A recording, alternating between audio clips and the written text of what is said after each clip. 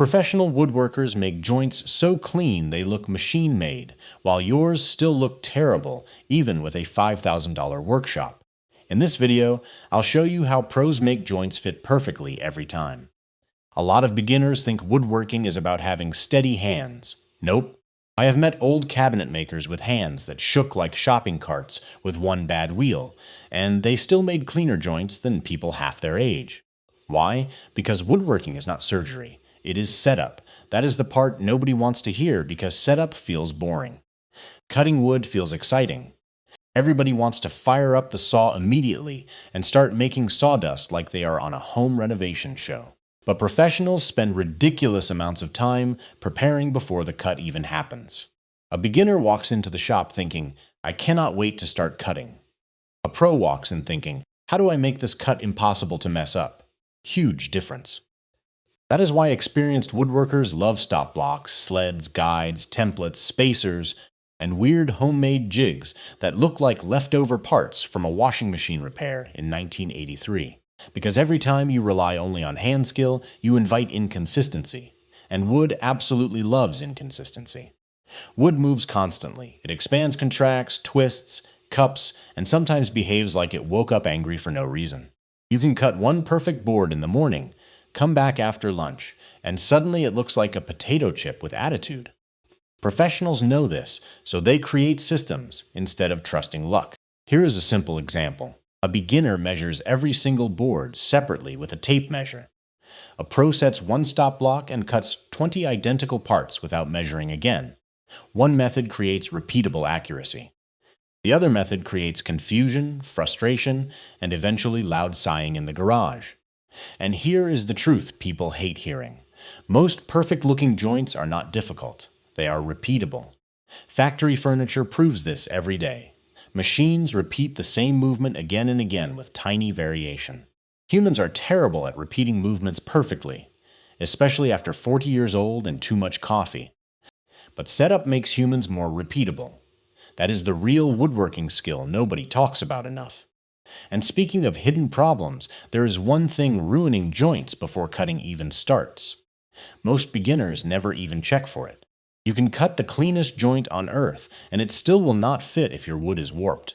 That is one of the most frustrating lessons in woodworking, because beginners usually blame the wrong thing. This is the part people skip because it feels boring.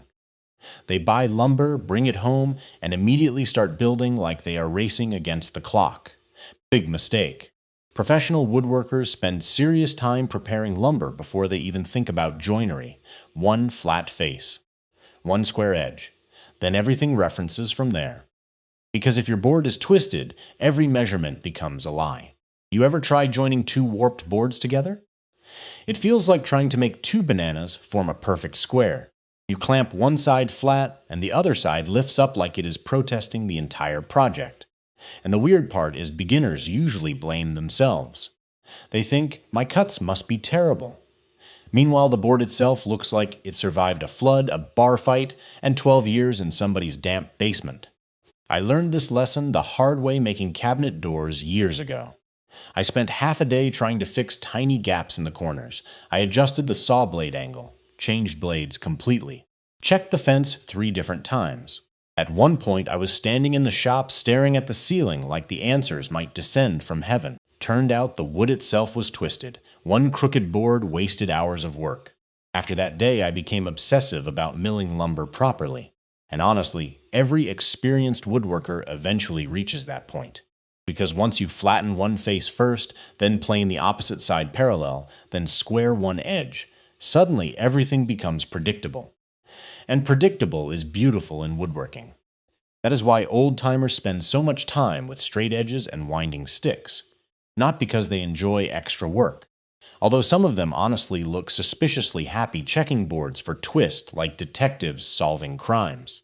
But they understand something beginners miss. Accurate joints come from accurate material. You cannot build precision on top of chaos. And this leads directly into one of the biggest secrets professionals use every single day. Most hobbyists completely ignore it without realizing how much trouble it causes. This one changes everything, and honestly, it is probably one of the least exciting sounding woodworking tips ever invented. Tiny pencil marks, that is the big secret. But those tiny marks separate clean professional work from projects that slowly drift into chaos. Professional woodworkers almost always work from the same reference face and edge, always. The second they finish milling a board flat and square, they mark it immediately. Usually with a pencil squiggle, a cabinet maker triangle, or some quick symbol only they understand. Simple little marks. Massive impact. Beginners usually skip this completely. They measure from whatever edge happens to be closest at the moment. One measurement comes from the left side, another from the right, then another from the back edge because it feels convenient. That creates cumulative error. Tiny mistakes stack together frighteningly fast. A 16th here, another 16th there. Suddenly, your cabinet doors no longer line up, and your shelves look like they were installed during an earthquake. Professionals avoid all of this by referencing everything from one consistent surface. Makes sense, right? If every measurement starts from the same point, errors cannot multiply across the project. This is one reason old handmade furniture can still fit beautifully after decades. Those craftsmen were controlling error before the first joint was even cut. Modern beginners often rely too much on numbers. They trust the tape measure completely, almost like it is some sacred object handed down from woodworking heaven. Experienced woodworkers trust relationships more than numbers. That is a huge mindset shift. For example, if I am fitting shelves into a cabinet, I often do not even measure the final opening width. I use the actual opening directly. I physically transfer the dimension from the cabinet to the shelf material because transferring dimensions is usually more accurate than reading tiny lines on a tape measure while squinting like you are decoding ancient treasure maps. And let us be honest, after 50 years old, those little tape measure marks start looking smaller every single year. One old cabinet maker told me something years ago that stuck in my head. He said, "Measure carefully once, reference carefully forever." That sounds simple, but it changes how you work. Because once pros establish accurate reference surfaces, they stop depending on human precision nearly as much. They build systems around those references. And that is where things get really interesting, because now jigs enter the picture. The first time beginners see professional woodworking jigs, they usually think, wow, that looks complicated. But honestly, jigs make woodworking simpler, not harder. A good jig removes opportunities for mistakes. That is why professionals love them so much. A crosscut sled keeps cuts square. A dovetail jig controls spacing automatically. A tenoning jig keeps parts aligned correctly. A stop block guarantees repeatable length every single time. Suddenly, woodworking stops feeling random and starts feeling controlled. I knew one old furniture maker who had more jigs than actual tools. I am not exaggerating. Half his shop looked like plywood robots stacked on shelves. Every corner had some strange homemade device covered in pencil marks, glue stains, and screws that probably came from 3 different decades. But his joinery was unbelievable because every jig captured accuracy once and repeated it forever. That is the real magic of jigs. They reduce thinking during the cut itself. Once the setup is correct, the jig handles consistency for you. Beginners often try making every cut freehand because they think jigs slow them down. No. Fixing mistakes slows you down. Recutting parts slows you down. Standing silently in the garage staring at a ruined panel slows you down. Professionals understand something important that beginners usually learn the hard way. The setup takes time once. The benefits happen every single cut afterward, and honestly, using a good jig feels amazing. The board slides into position smoothly. The cut feels controlled. Everything lines up perfectly. You suddenly feel like a woodworking genius, even though the jig is doing half the work. Woodworking has a funny way of doing that. It gives you confidence right before humbling you 5 minutes later with a backwards measurement or upside-down panel. But there is another reason pros love jigs so much. They remove human inconsistency. Humans are terrible measuring machines. We get distracted, we rush, we read numbers wrong. Sometimes we confidently cut a board twice, and somehow it is still too short. Machines and jigs do not get distracted. They repeat exactly what they were designed to do. That is why factory furniture can produce identical parts all day long. Repeatability beats raw talent almost every time in woodworking. And here comes another professional habit that surprises beginners. Many experienced woodworkers barely use measuring tape during joinery work at all. That sounds completely insane until you understand why. Tape measures are useful. They are also little metal containers full of future disappointment. Professional woodworkers avoid measuring whenever possible. Instead, they transfer dimensions directly. This is one of those habits that feels strange at first, but once you start doing it, you suddenly realize how many mistakes came from measuring in the first place. Let us say you are cutting a tenon for a mortise. A beginner measures the mortise width carefully with a ruler or tape measure. Then they transfer that number onto the tenon stock and hope everything lines up perfectly. A pro usually skips half those steps. They grab calipers. Or even better, they use the actual mortise itself to set the fit directly. Why? Because every single measurement introduces tiny error. Tiny errors become gaps. Tiny gaps become frustration. Woodworking rewards direct relationships, not complicated math. That is why story sticks are so valuable. A story stick is basically a scrap piece of wood that stores dimensions physically from the project itself. No converting fractions, no reading tiny marks, no writing numbers down and forgetting what they mean 10 minutes later, and no accidentally reading 7/16 instead of 5/16 because your glasses are dirty, your phone buzzed, and the dog just knocked something over in the shop. One old carpenter told me something years ago that stuck forever. He said, "The tape measure is for rough carpentry. The fit is for fine woodworking." And honestly, there is a lot of truth in that. When professionals fit drawers, doors, or joints, they rarely try to hit perfection immediately. They sneak up on the fit slowly. Tiny adjustments, tiny test cuts. Tiny shavings removed with a shoulder plane or chisel. That is how those buttery smooth joints happen, not magic. Patience. Beginners often rush during the exact moment they should slow down, especially during fitting. They get close enough and think, that should probably work. Dangerous words in woodworking, because probably usually becomes, why does this not fit anymore? Experienced woodworkers know perfect joinery is more like tuning an instrument than cutting construction lumber. Small adjustments completely change the final result. And honestly, some of the best fitting joints I ever made happened after slowing down and removing almost invisible amounts of wood little by little. The funny part is outsiders rarely notice this stage. They only see the final perfect fit. They do not see the 20 careful test fits before it. But here is the really important part. Perfect joints are almost never cut perfectly right away. They are refined afterward. And that next stage is where experienced woodworkers separate themselves from everybody else. Here is something woodworking videos rarely show. Professionals test fit constantly. A joint might go together and come apart 10 times before final assembly, sometimes more. That is completely normal in fine woodworking, even though beginners usually think professionals make one perfect cut and everything magically slides together like factory parts. Nope. Usually the first fit is intentionally a little too tight. That is actually a good sign. You can always remove more wood. You cannot glue wood back on and pretend nothing happened. Well, technically you can try. But then you spend the next 3 days staring angrily at the repair every time you walk past the project. That is why experienced woodworkers cut slightly proud and slowly tune the fit afterward. A shoulder plane removes tiny amounts. A chisel cleans corners. A few careful passes completely change how a joint feels.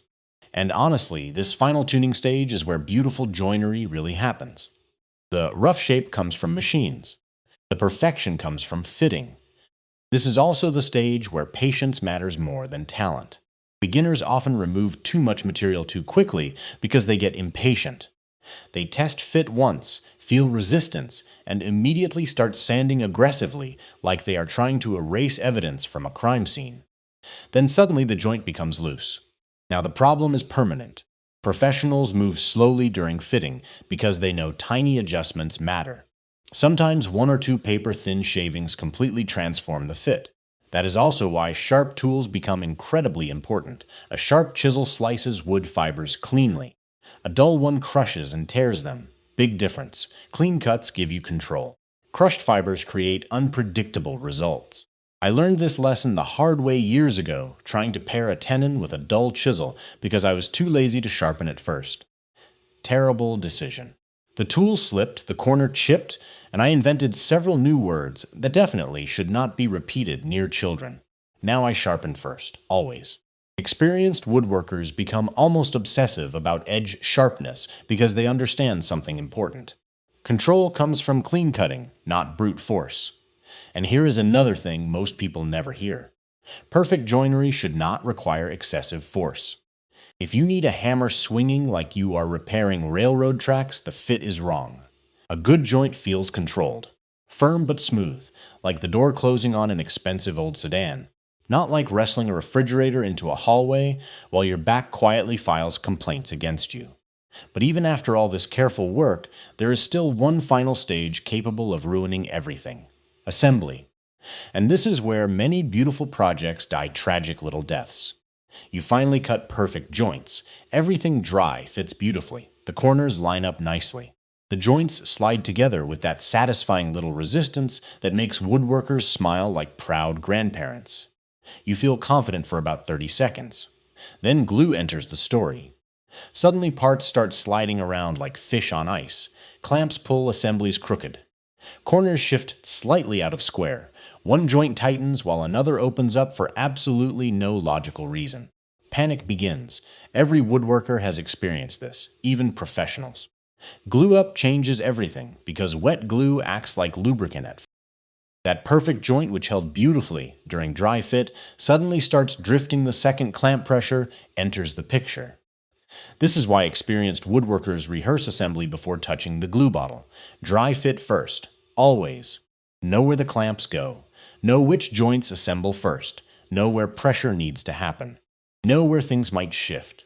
Because once glue is involved, time suddenly starts moving faster. Especially with fast-setting glue. That stuff creates stress faster than holiday dinners with extended family, and somebody bringing up politics halfway through dessert. Professional woodworkers often lay clamps out beforehand in the exact order they need them.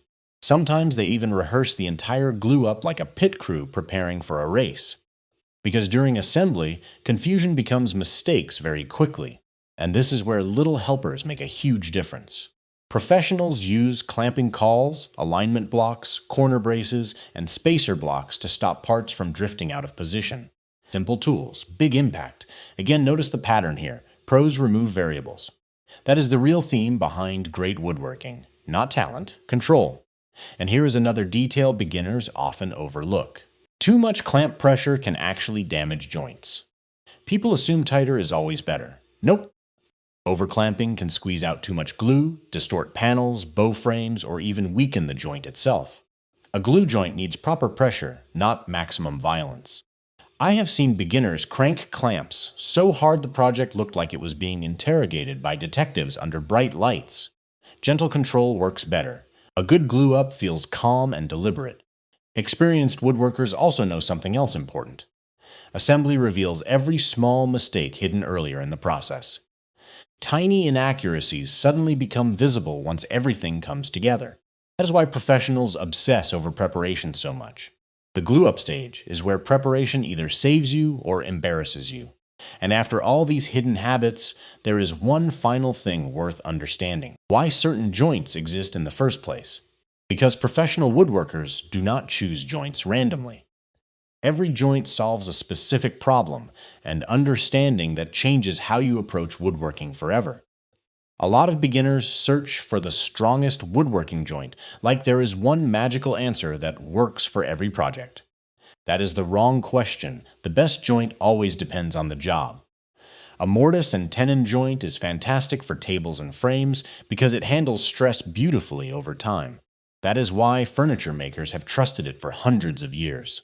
A well-made mortise and tenon joint can survive generations of use, bad weather, children climbing on furniture, and relatives who sit down harder than necessary. Dovetails work differently.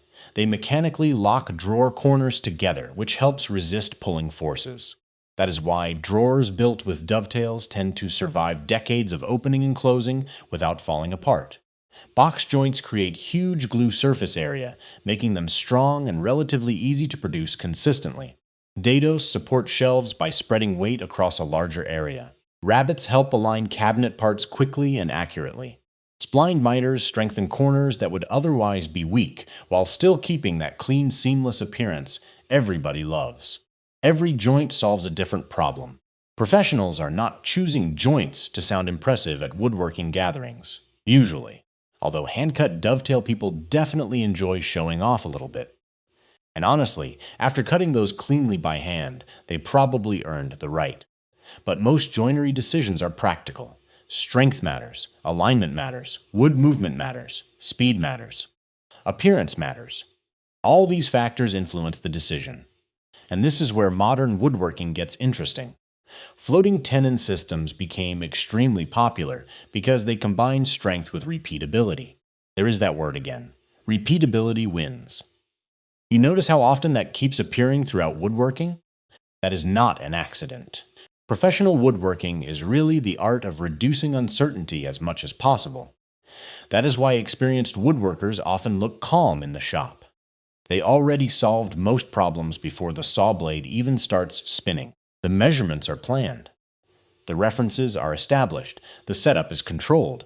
Meanwhile, beginners are improvising every 5 minutes while quietly hoping things somehow work out. I know because I used to do exactly that, and honestly, sometimes still do. Woodworking has a wonderful way of keeping people humble. You can spend 20 years learning the craft and still accidentally cut a board too short right after confidently saying, "I only need one more cut." Every woodworker has done it, usually more than once. Some people just hide the evidence better. But eventually you realize something important. Perfect joints are not mysterious. They are not magic. They are not magic. They are the result of small disciplined habits repeated over and over again. Flat lumber, reference faces, jigs, sharp tools, test fitting, controlled assembly, nothing flashy, just process. And strangely enough, that is exactly what makes woodworking satisfying. You stop chasing perfection through raw talent and start building systems that quietly produce better results every single time. The biggest difference between amateur woodworking and professional woodworking is not expensive tools or natural skill. It is control. Professionals remove mistakes before mistakes happen. That is the secret behind those beautiful joints everybody admires. If you start applying even a few of these habits, your projects will improve faster than you expect. And the next time you see a perfect joint, you will know exactly what really created it. Subscribe for more woodworking videos that save you years of frustration in the shop.